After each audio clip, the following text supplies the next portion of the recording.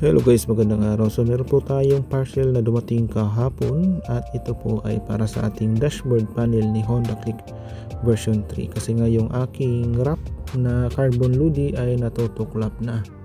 So nabili ko po to sa Shopee at murang-mura lang po. Nasa comment section po yung kanyang link ng legit na shop. So ayan, nakalagay po ay version 3. So ayan, unwrap lang natin to. So gamit ko ay isang kamay lang, so fast forward at yan na po.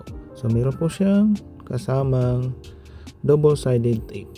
Subukan po natin kung okay ba, kung kasya po ba siya sa ating Honda Click version 3. So yan, okay naman po siya at wala naman sigurong problema. So ilagay natin yung kanyang double-sided tape.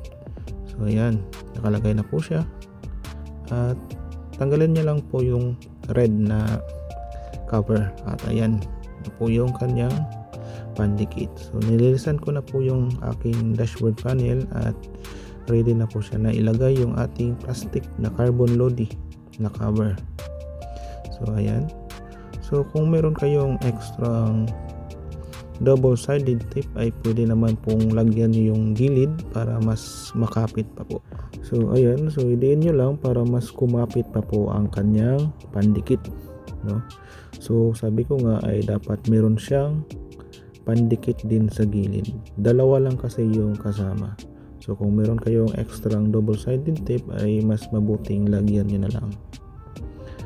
So ayan, so okay na yung ating cover. So para sa akin po ay okay na okay po siya. So hanggang dito na lang po. Maraming salamat.